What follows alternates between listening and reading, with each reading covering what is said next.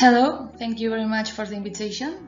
My name is Idoia and I am a PhD candidate in the University of the Basque Country. And the title of my presentation is Breaking the Rules, a case of bigamy in the Kingdom of Navarre, 15th century. So, the secular institution and the Catholic Church tried for a long time to control the institution of marriage, not always in the same way as they had different objectives. It is known that marriage has been one of the most used strategies to link different families and to obtain the accession on the social scale. But the opinion of the spouses was not heard at all, and we can see a lot of differences between different law codes when we try to analyze their consent. Because of this, sometimes the norm was transgressed, committing different crimes as adultery, rapes, or bigamy, among others. In this presentation, we will talk about a very special case of bigamy in Tafalla, a small town situated in the middle of the Kingdom of Navarre, in the north of the Iberian Peninsula. It is here. But before, we will talk about the definitions, the reasons for committing it, and the laws for punishing it. Bigamy has had many definitions among history, and it is not the same that we know nowadays. Firstly, in the Middle Ages, it was easy to find as a bigamist to a widow who married another person again. And in this case, the word was not used to treat a bigamist as a criminal, but to give a social status. Secondly, another way for committing bigamy was the remarriage of a woman when her husband was at war or thanks to the plague in the exile. But once the first husband came home, the wife had to leave the second one if she didn't want to be condemned as an adulteress. Thirdly, some authors talk about the concubinage between a priest and a girl to talk about another way of bigamy. In this case, these authors consider the bigamy as a male crime, because in reality it was difficult for a woman in committing bigamy because it had different social, cultural and economic consequences for them. Lastly, we also see bigamy cases when we talk about a person who is married to more than one person at the same time, as nowadays and in our study case. After analyzing the different definitions we can find about bigamy, we need to talk about the reasons for committing it. There were some different reasons for committing bigamy as the personal situation was completely different. The economical purpose was maybe the easiest one to understand. It happened when the bigamist wanted to obtain more patrimony. The majority of the cases were when the man was in another kingdom because of the war or in exile for any other reason, so they get married up again there. But we can also find some stories about people committing bigamy in the same town, because for bigamists, usually the wealth obtained by second marriage compensated for the punishment once the crime was known. It was not the only reason for committing bigamy. For example, when the woman was alone in her town and her husband was in another place for a long time, she could be living with another one as concubinage. We need to remember that they were not allowed to live without a man by their side. Another reason could be a trick. It happens when someone promises a future marriage to have sexual relations. Because once the relationship was consummated, their partnership was considered a legal union. In the Iberian Peninsula, this was considered a crime called estupro. And lastly, we cannot talk about a reason that usually is forgotten: love. In general, the spouse's opinion was not heard, so there were cases of people escaping from their home and getting married clandestinely with someone they loved. The analysis of the legislation is necessary if we want to understand the impact of the crime in the society and the possible punishments they could suffer. In general, there are not laws about bigamy before the 16th century, and we cannot find also lots of legal procedures about these kind of cases, as we can find about adultery, for example. Therefore, the importance emerges in the quality of the text more than in the quantity. So, how was this crime prosecuted? Prior to the later medieval ages, bigamy was not considered a crime but was considered a sin. Because of that, sometimes we can find it included in the crime of public adultery. So if we want to obtain information about bigamy, we have to analyze the unique laws that existed about it, both civil and ecclesiastical laws, but knowing that the richest information is in the legal procedures. In the case of the Kingdom of Castile, there was not any clear jurisdiction. In general, there was only one agreement between civil and ecclesiastical jurisdictions about the idea that the first tribunal knowing the crime would take its procedure, but we have some exceptions. So, in the state of Biscay, we have the Fuero Viejo de las Encartaciones de Vizcaya, and there we can see that the person remarrying again when her partner is still alive would be punished with the fierro caliente. The bigamist would be burned with hot iron, drawing 2 crosses on its face, and it will have to be in the exile for 3 years. After it, he or she could return with the first spouse. Finally, in the 16th century, a special authority related to the Spanish Inquisition was created to punish the crime. In the case of the Crown of Aragon, there was the same agreement between civil and canonical courts as in Castile. Usually, the punishments were the following ones: for men, the death, and for women, firstly, being imprisoned on a monastery, and after it, the galleys and the public shame, head shaving, and a diet based on water and bread during a quarantine. Citizens asked to be the episcopal jurisdiction the one punishing bigamy. But as in the other kingdoms, finally it was the Inquisition the one punishing it in the 16th century.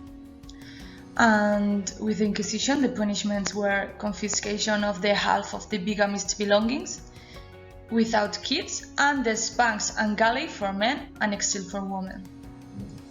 In the case of the city of Teruel, situated in the Crown of Aragon, the man who remarried there having an alive wife was punished to die in the gallows.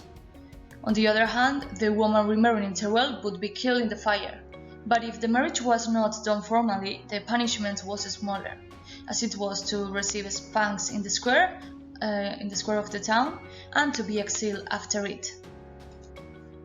In the case of the Kingdom of France, there was not also a clear jurisdiction. In addition, there are not too many procedures about women's cases, so we cannot study them deeply. But there is a big exception. It is the case of the Council of Tours, where a person committing bigamy could be flogged and exposed on the scala. In the Kingdom of Navarre, there was only one civil code that punished bigamy, the Regional Code of Laws of Figueira and Valdefunas. It is an incomplete text, so we can only find a mention to women as a bigamist, saying that she had to leave her second husband, returning with the first one, losing the arras she obtained with the marriage and the obligations she had towards him. On the other hand, the canonical legislation had a specific regulation about it. The law written in 1313 said that anyone committing bigamy would pay £50 sanchetes, and he or she would be excommunicated by the Catholic Church. This law was rewritten in 1499, probably because of the case we will analyze later. In addition, thanks to the Council of Trent, a special inquisitorial commission would be created to persecute bigamy cases, as for the Kingdom of Castile. So now we are going to talk about our case. It is the case of Maria Sanchiz and Christobal Ruiz. So it happened in Tafalla. Tafalla is here in the Kingdom of Navarre, the north of the Iberian Peninsula. So our story case happens in the town of Tafalla, and the story happens in the last 20 years of the 15th century. One of our main characters is Christobal Ruiz de Mendieta, a man who used to live in Tafalla with her wife, Maria Sanchiz de Oñati. He was considered a good man in the town, and he had good fame because he was working in the creation of the town of Saint-André.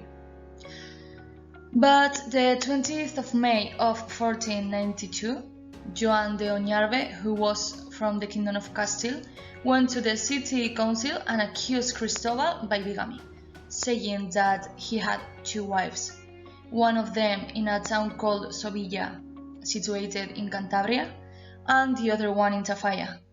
After the accusation, Christobal decided to run away and nobody knew where he was. So The council decided to do an inventory of his belongings just in case he decided not to come back to pay the trial. Also, he was warned that he would have to pay £50 if he did not leave Maria. This threat of punishment shows us that Maria was his second wife, so he was obligated to come back with his first wife. As the civil court did not have any legislation about bigamy at that moment, the case was sent to the Santa Maria of Pamplona's consistory, which was situated in the kingdom's capital. As the trial was in the ecclesiastical court, the judges were clergymen.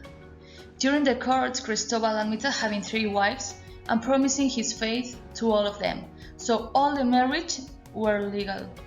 In addition, during the trial he was also denounced because he did not finish the dam he was building before being arrested.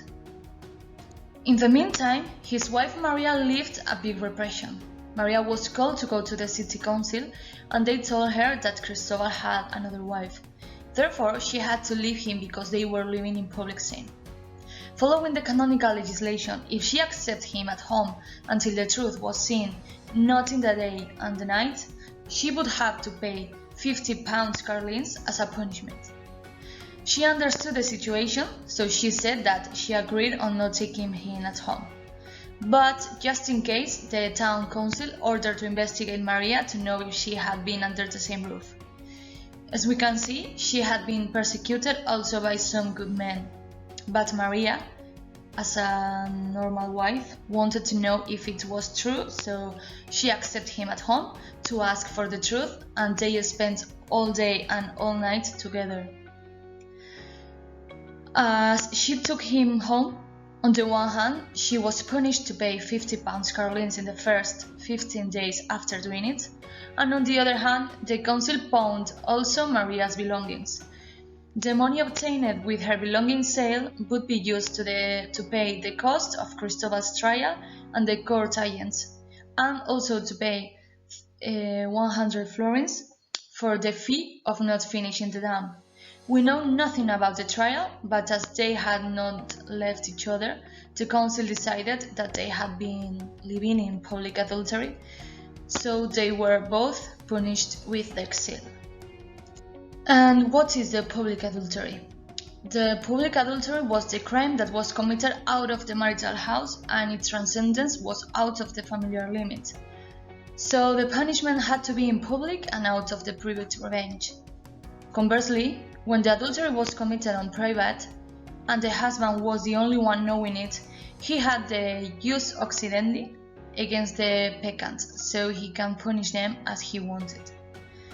Adultery and bigamy are not the same. In the first one, the relation had not any legal connotation, but in the second one, they create an inseparable legal union and a canonical sacrament. Committing adultery, nobody obtains monetary benefits or a new patrimony. But as there was not a law about bigamy, they used to use a punish there was for similar cases.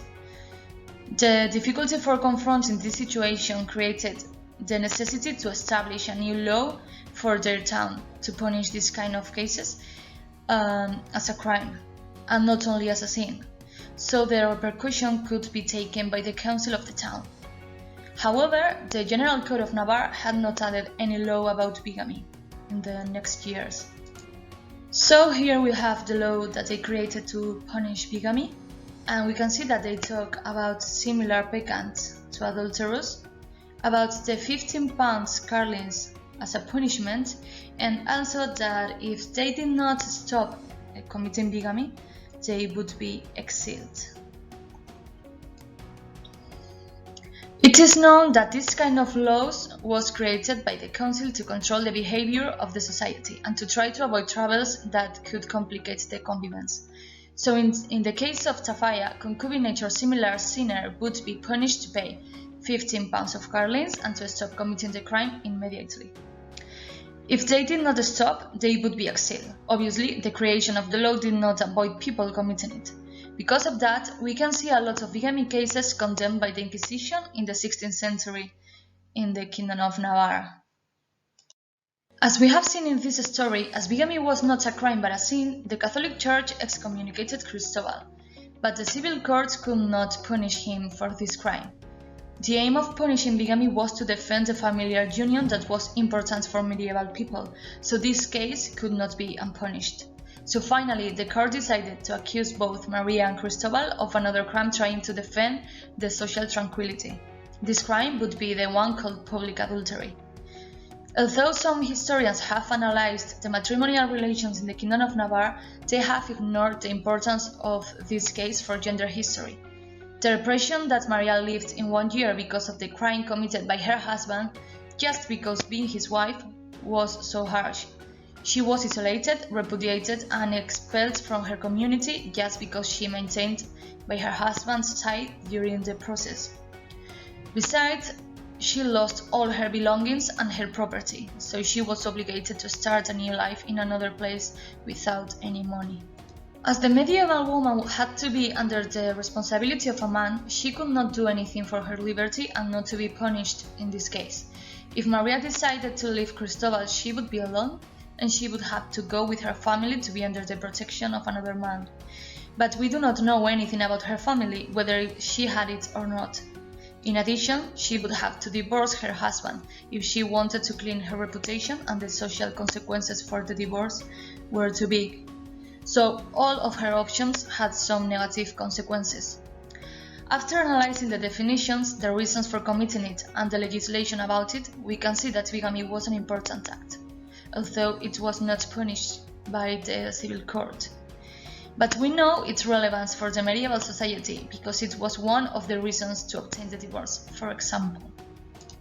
This story gives us the opportunity to see how women suffered the consequences of acts they did not do. In addition, it is an important incident for the town and its society because they feel the necessity of creating a law for future cases.